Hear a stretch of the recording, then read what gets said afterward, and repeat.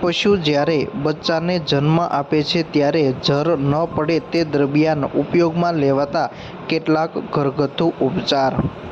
હાલના સમયમાં પશુપાલનનો વ્યવસાય દિવસે ને દિવસે વ્યાપક બની રહ્યો છે. લોકો પશુપાલનના વ્યવસાય થકી લાખો રૂપિયાની આવક પણ મેળવી રહ્યા છે. સારા નસલના પશુઓ રાખી તેમાંથી સારું દૂધ ઉત્પાદન થતું હોવાથી પશુપાલકોને તેનો ફાયદો થતો હોય છે. પરંતુ માનવ શરીરની જેમ પશુઓમાં પણ અનેક બીમારીઓ થતી હોય છે અને અનેક સમસ્યાઓ પણ સર્જાતી હોય છે, જેમાં કેટલીક બાબતોનું ઘરગથ્થુ ઉપચાર મારફતે પણ નિરાકરણ લાવી શકાય છે. નમસ્તે પશુપાલક મિત્રો. આપ સર્વેને પશુના વિયાણ બાદ મેલી નથી પડવી એટલે કે જર નથી પડવી તેવા પ્રશ્નો મોટાભાગે રહેતા હોય છે.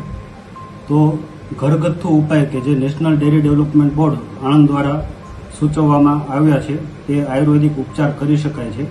તો આ ઉપચારમાં સૌપ્રથમ આપણે ધ્યાને રાખવાની બાબતો કે એક મૂળો લેવાનો, 1.5 કિલો ભીંડો આ લેવામાં આવે છે. ત્યારબાદ બનાવવાની રીત એવી હોય છે કે ભીંડાના 2 ટુકડા કરી દેવામાં આવે છે અને પશુના વિયાણ બાદ 2 કલાકે એક આખો મૂળો ખવડાવી દેવામાં આવે છે. જો 2 કલાકમાં પણ મેલી ના પડે તો ત્યારબાદ જે ભીંડો છે એ 1.5 કિલો ભીંડો મીઠા સાથે યોગ્ય પ્રમાણમાં મિશ્રણ કરીને ખવડાવવામાં આવે છે અને 8 કલાક બાદ આ મિશ્રણ ખવડાવવાથી મોટાભાગે મેલી પડી જતી હોય છે.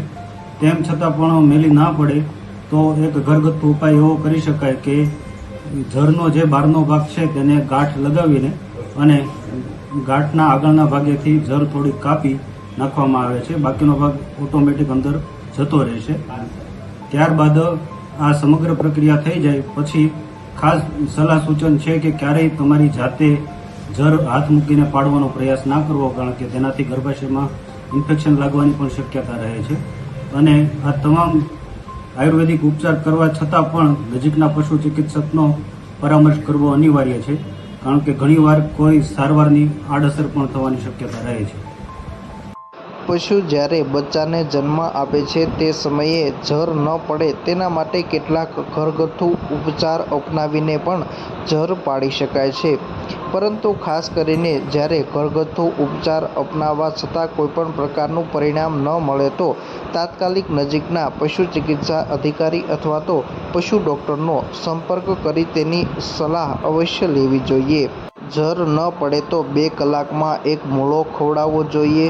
જો 8 કલાક સુધી જર ન પડે તો 1.5 કિલો ભીંડો ગોળ અને મીઠા સાથે ખવડાવવો જોઈએ. આ ઉપરાંત જો 12 કલાક સુધીમાં જર ન પડે તો જરને છેક ઉપરના ભાગેથી ગાંઠ મારીને 2 ઇંચ નીચેથી કાપી ગાંઠ જાતે જ અંદર જતી રહે છે. આ ઉપરાંત જરને હાથથી ન કાઢવી જોઈએ. આવું કરવાથી ઇન્ફેક્શન લાગવાની સંભાવનાઓ પણ રહેલી છે.